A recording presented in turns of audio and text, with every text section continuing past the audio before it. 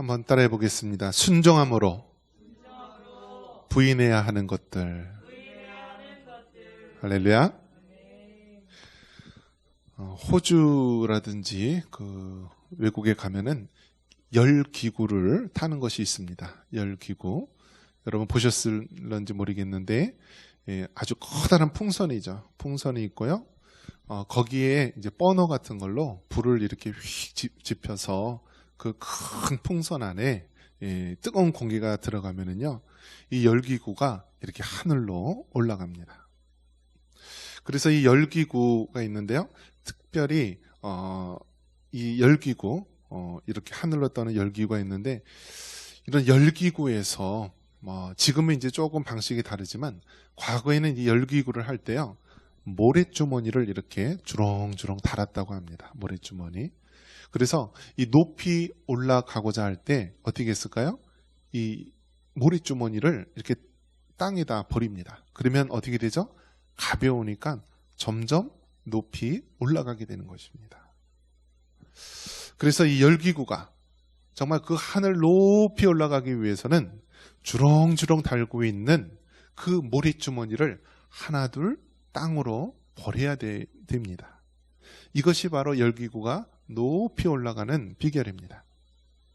자, 그렇다면 우리의 신앙생활에 있어서 순종이 무엇인가? 순종은 무엇이냐면 마치 열기구에서요, 하늘 높이 올라가기 위해서 어떻게 했다고 그랬어요? 모래주머니를 땅에 버리듯이요, 우리가 하나하나 버리는 것, 포기하는 것, 부인하는 것, 바로 이것이 순종이라는 것입니다. 순종. 그래서 여러분, 순종은요, 우리가 하나님을 어떻게 사랑하는지 아느냐? 우리가 입술로만 하나님 사랑합니다, 예수님 사랑합니다, 성령님 사랑합니다로 알 수 있는 것이 아니에요. 무엇으로 할 수 있을까요? 순종으로. 순종으로 우리가 사랑을 알 수가 있습니다. 남녀간에도 마찬가지죠. 우리가 당신을 사랑합니다, 사랑합니다 하면서 그 사람 위에 다른 것에 마음을 두거나 바람을 피거나 그러면 돼야 안 돼요? 안 되죠. 이번에 이제 여당에서 이제 선거 그 위원회로 이제 서열 세 번째로 위원장 이렇게 하려고 이제 뽑았는데, 30대의 우주 전문가 하면서 한 여자를 세웠습니다. 39세 이제 되는 워킹맘, 일하는 엄마, 그렇게 해서 딱 뽑았는데요. 근데 결국 하다가 며칠 만에 이제 그 선거위원장, 부위원장직을 내려놓고 다 안 하겠다 포기를 했는데요. 어떤 일이 있었냐면 육군 사관학교를 나왔어요. 여자도. 그리고 남자도 육군 사관학교 1년 선배예요. 그래서 둘이 정말 군대에서 이렇게 생활하다 만난 그런 시시 커플인데요. 어떤 일이 있었냐면 이 여자가, 남자가 정말 이 벙커에서 이제 집으로 올 수 없는 그런 그냥 그 한가운데, 전쟁과 같은 그 한가운데에 나가 있는 동안에 이 여자는요, 바람을 펴가지고 다른 사람의 아기를 임신한 거예요. 그래서 아기를 낳았어요. 그런데 이 남편이 딱 보니까 아기가 너무나 안 닮은 거예요. 그래서 이 아이의 머리카락을 채취해서요, 유전자 검사를 했어요. 그런데 그 항목이 중에서 같은 게 거의 없는 거예요. 그래서 아예 그냥 친자가 아니다라는 판결이 되었습니다. 그래서 어떻게 되었냐면 결국 이제 이혼을 하게 되었고요. 오히려 일반적으로 남자가 여자한테 위자료를 줘야 되는데 여자가 남자한테 1억의 원을 위자료를 준 사건입니다. 무엇인가요? 결혼을 했으면은요, 어떻게 해요? 서로의 언약이고요, 서로를 사랑하겠다라고 하는 그러한 언약입니다. 그런데 결혼 관계에 있으면서 다른 사람에게 눈을 돌리고요, 외도를 하고 또 거기에 따라 다른 자식을 낳고요, 다른 자식을 낳은 것을 숨기고 또 이렇게 오래도록 살다가 들통이 나서 결국 이혼을 당하게 된 이야기인데요. 사랑한다면은요, 우리가 그 언약한 대로 따라야 되는 것입니다. 결혼을 했다면은 내가 그 한 사람만을 위해서 우리가 살아가겠다라는 거예요. 그래서 어떤 목사님은요, 그런 이야기를 하더라고요. 내가 이 여인과 결혼을 하게 되면은, 이 말은 무슨 뜻이냐면 이 여인 이외에 세상에 있는 모든 여자들을 어떻게 하는 거라고요? 포기하는 거라고 얘기합니다. 그러니까 한 여인을 선택하는 것은 다른 말로 한다면 이 여인 이외의 모든 여인들, 그 여인들을 다 포기하는 거라고. 이것이 바로 결혼의 서약이고 언약인데요. 마찬가지로요, 우리가 하나님을 사랑한다라고 한다면 어떻게 된다고요? 하나님만을 바라봐야 되는 것이고 그 이외의 모든 것들은 포기하는 거예요. 포기하는 거. 이것이 바로 하나님을 사랑하면 우리가 순종으로 그것이 나타나야 되는 것입니다. 하나님을 사랑한다면 이전에 내가 즐기고 좋아했던 모든 것들을 포기하고 내려놓는 것을 말하는 것입니다.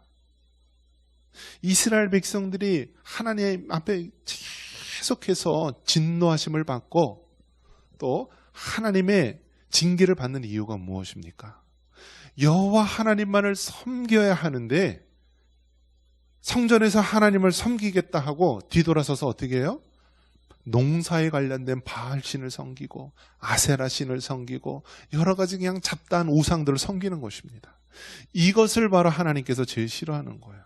자, 그렇다면 오늘날 우리는 어떤가요? 우리는 하나님을 사랑한다 하면서 교회에서는 하나님을 사랑하고 주님을 위해서 눈물을 흘리면서 뒤돌아서서는요, 세상을 사랑합니다. 세상의 쾌락을 사랑하고요, 세상의 권력과 세상의 자리를 사랑하고 물질을 사랑하고 돈을 사랑하고 하나님보다 더 사랑하는 죄를 갖고 있는 것입니다. 이것이 바로 마음이 나누인 것이고요, 여호와 하나님과 바알 신을 섬기는 이스라엘의 죄악된 모습과 같은 것입니다. 그렇기 때문에 여러분, 우리가 순종한다라고 하는 것은 그냥 단순히 우리가 행동으로 따르는 그 차원이 아니라요, 우리의 마음, 우리의 영혼, 그 깊은 곳에 온전히 우리가 자신을 포기하면서 드려지는 것입니다. 하나님을 사랑한다라고 한다면 하나님의 모든 것들을 포기하는 것을 말하는 것입니다. 자, 그렇다면 구체적으로 우리가 하나님을 사랑한다면, 우리가 정말 하나님을 사랑하고 순종한다면 포기해야 될 것, 부인해야 될 것이 무엇이 있을까요? 자, 우리 같이 한번 볼까요? 26절 말씀 같이 한번 읽겠습니다. 26절입니다. 무릇 내게 오는 자가 자기 부모와 처자와 형제와 자매와 더욱이 자기 목숨까지 미워하지 아니하면 능히 내 제자가 되지 못하고. 아멘. 자, 이 구절을 보면은 우리가 정말 주님을 사랑하고 주님을 위해 순종한다라고 했을 때 우리가 부인하고 포기해야 될 것이 무엇이 있습니까? 여기서 보면은요, 뭐가 나와요? 부모, 처자, 또 형제, 자매. 자, 가족을 부인하고 포기하라고 이야기합니다. 그래서 예전에 우리 믿음의 우리 선진들 보면은요, 어떤 것이 주로 칭찬을 받았냐면 가정을 포기하고 교회에 전력하면은 잘하는 것으로 생각을 했습니다. 여러분의 생각은 어떻습니까? 가족을 포기하고 하나님을 사랑하기에 정말 교회에 또 하나님 일에 전념하는 것, 정말 이것을 말하는 것입니까? 우리가 여기서 깨달아야 할 것은 무엇이냐면, 한번 따라해 봅니다. 건강함은 균형이다. 그러니까 여러분, 건강하다, 정말 저 사람의 신앙이 정말 건강한 신앙이다라고 했을 때 그 신앙은 좌로나 우로나 치우치지 아니하고 하나님의 정도의 말씀을 따라 살아가는 것입니다. 즉 이 말씀을 볼 때요, 그러면 하나님을 사랑하기에 가족들 모든 사람들을 포기하라는 것인가? 건강함은 균형에 있다라는 거예요. 즉 하나님을 우리의 1순위로 두는 것이고요. 그 다음에 무엇이 와야 돼요? 가족이 오는 것입니다. 가족이.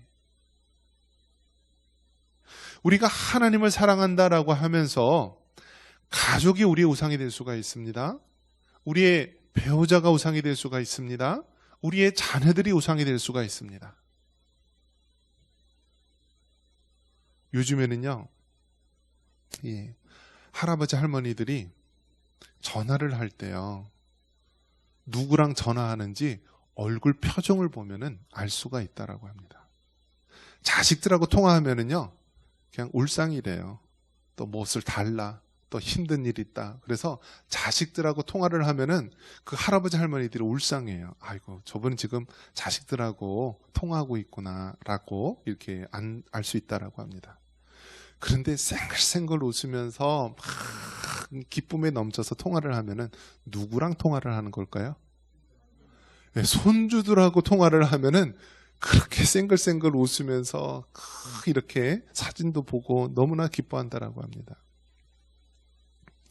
여러분, 정말 이 가족을 사랑하는 마음, 가족을 사랑하는 마음인데요, 하나님보다 더 사랑하는 것은 그것이 우상숭배가 되고 하나님을 우리가 믿는 자로서 우리가 잘못된 길로 가는 것입니다. 그래서 하나님께서는 늘 하나님을 가장 먼저 사랑하고 그 다음 순위에 가족을 두는 것이고요, 그 위에 다른 것들을 두는 것입니다.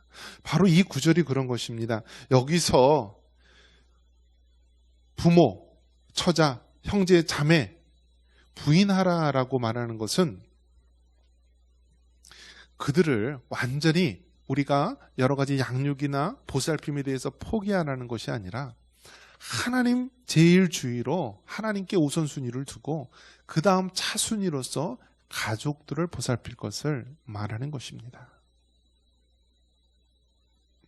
그런 면에서 여러분, 하나님을 사랑하시기를 바랍니다.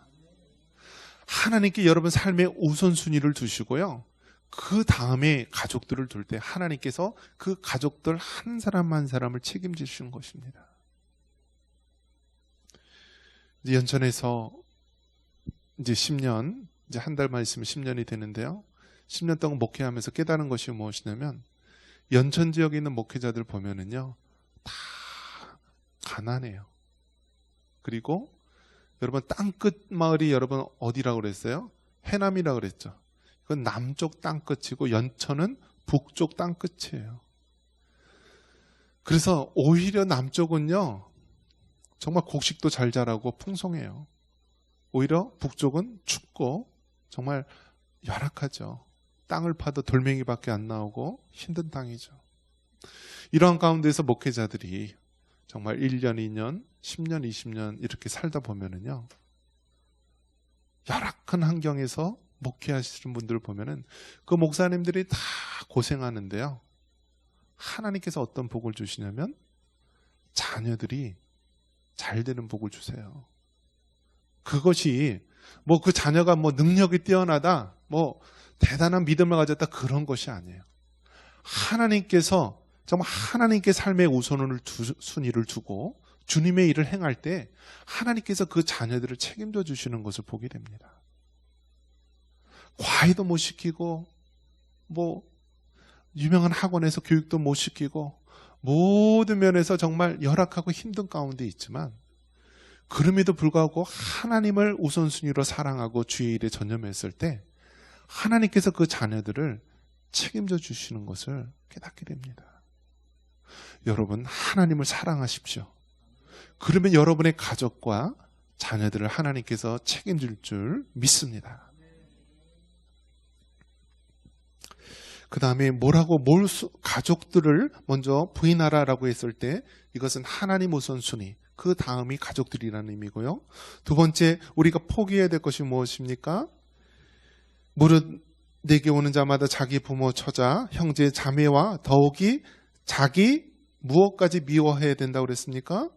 목숨까지 미워하지 아니하면 능히 내 제자가 되지 못한다.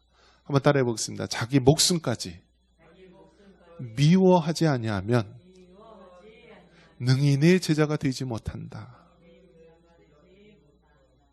여러분, 하나님께서 이제 10계명을 주셨는데 10계명의 내용이 무엇이냐면 1계명서부터 4계명은 하나님을 사랑하라. 5계명서부터 마지막 10계명은 이웃을 사랑하라라고 말씀하였습니다. 그런데 이웃을 사랑할 때 어떻게 사랑하라고요? 내 몸과 같이 이웃을 사랑하라라는 것입니다. 그래서 여러분, 사람은요, 내 이웃을 사랑할 때 가장 우리가 깨닫게 되는 것이 우리 자신입니다. 우리 자신. 여러분, 우리가 감기 걸리면 누가 제일 잘 알아요? 내가 잘 아는 거예요. 우리가 이렇게 가다가 발목이 삐었어요. 누가 제일 아파요? 내 자신이 아픈 거예요. 그러니까 이웃을 사랑하라, 네 자신과 같이 사랑하라 라고 했을 때 이것은 굉장한 의미가 있는 것입니다. 바로 나 자신이 가장 잘 알고 우리도 모르게 나 자신을 그냥 사랑하고 의지하기 때문에 그렇습니다. 그래서 오늘 여기 주님의 제자가 되기 위해서 너희 목숨까지도 미워하라 라고 하는 것은 참으로 중요한 말씀이고 우리가 정말 포기하지 못하는 부분이기도 합니다. 여러분, 결국은 우리 목숨, 이 목숨까지도 하나님 우선주의로 나가야 되고요. 우리의 목숨보다 더 귀한 것이 바로 하나님이요, 주님을 향한 믿음이심을 여러분 잊지 마시기 바랍니다. 많은 사람들이 자기의 목숨을 위해서 살아갑니다.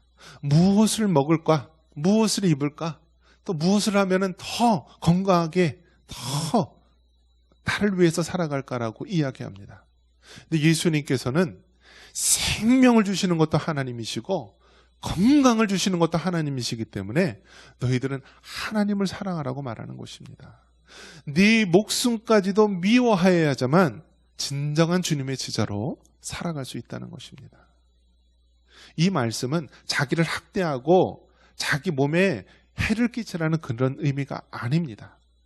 우리가 하나님의 자녀로서 순종하는 삶을 살기 위해서는 때론 내 목숨까지도 미워해야 된다는 것입니다.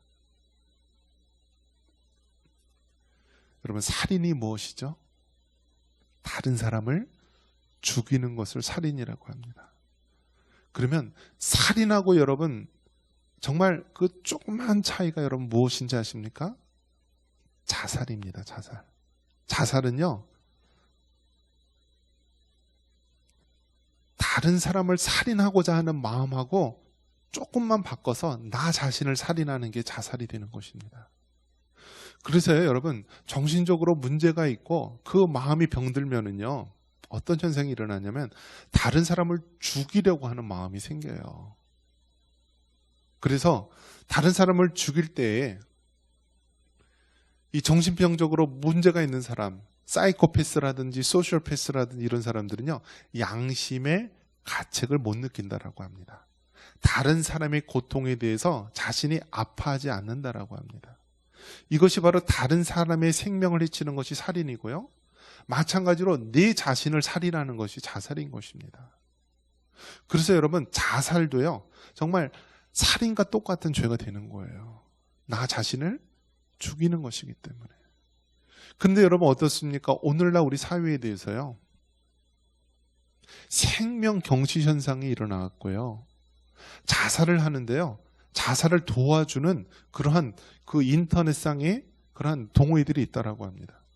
그래서 나 이 세상 살기 싫다, 누가 대신 나 좀 죽여달라, 내가 정말 내 목숨을 끊고 싶은데 어떻게 끊기 힘드니까 전혀 모르는 사람이 돈 몇 푼 받고 그 사람을 죽여주는 그런 일까지 있다라고 합니다. 여러분, 자기 목숨까지 미워하지 않으면 안 된다라는 것은요, 그런 의미가 아닙니다. 다른 사람의 생명을 해하거나 내 자신의 생명을 해하는 그런 행동을 말하는 것이 아닙니다. 이것은 우리의 삶의 우선순위에 있어서 하나님 우선주의로 살아가라는 것입니다. 하나님께서 제일 우리가 사랑해야 될 대상이고, 때로는 정말 하나님께서 원하신다면 내 목숨까지도 하나님 앞에 순교의 제물로 되는 것을 말하는 것입니다. 그래서 하나님을 향한 최고의 순종이 무엇이냐면 바로 순교의 모습으로 나타날 수가 있는 것입니다. 여러분, 정말 여러분이 하나님을 사랑한다면 여러분의 목숨까지도 미워할 수 있는 여러분 자신이 되기를 바랍니다. 자, 그 다음에 가장 우리가 놓지 못하는 것이 있습니다. 우리 33절 말씀 한번 같이 한번 읽어볼까요? 33절입니다. 이와 같이 너희 중에 누구든지 자기의 모든 소유를 버리지 아니하면 능히 내 제자가 되지 못하리라. 아멘. 자, 우리가 정말 하나님께 순종하기 위해서 부인해야 될 것, 여기서 뭐라고 얘기하냐면 자기의 모든 소유를 버리지 아니하면, 물질에 대한 부분입니다. 물질. 여러분, 현대인들은요, 돈이면 모든 것을 다 할 수 있다라고 하는 물질 만능주의에 물들어 있습니다. 그래서 돈이면 모든 것을 할 수 있다라고 생각합니다. 여러분, 전쟁이 일어나면은 여러분 무엇을 들고 갈까요? 옛날 우리 어르신들 피난 보따리 있죠. 예전에 무엇 들고 갔죠? 예, 막 쌀도 지고 가고요. 막 이불도 막 이렇게 며칠씩 지고 가고 있고 막 그러죠. 근데 전쟁이 나면은요, 그 순간에 아주 그 휴지 조각이 되는 게 있어요. 무엇이죠? 돈 화폐가 휴지 조각이 됩니다. 그래서 만약에 전쟁이 딱 났다라고 하는 순간에 그 순간서부터 돈은 별 의미가 없고 그 순간서부터 이 물물 교환, 이 물건이 있죠. 쌀이라든지 뭐 물건이 이렇게 귀하게 되는데요. 전 세계적으로 통용되는 것이 있습니다. 그게 무엇일까요? 바로 금입니다. 금. 그래서 전쟁이 나면은요, 그 물질은 휴지 조각이 되는 거예요. 휴지 조각. 그래서 북한에서는요, 이 막 물가나 이 모든 것들을 이게 잡지를 못하니까요, 화폐 개혁을 하게 됩니다. 그러니까 사람들이 막 꼭꼭 이렇게 숨겼다가 돈들을 막 쌓아놨는데요, 어느 순간 화폐 개혁을 하면서 그 예전에 있던 돈들이요, 휴지 조각처럼 막 이렇게 버려지는 경우가 있습니다. 황금입니다.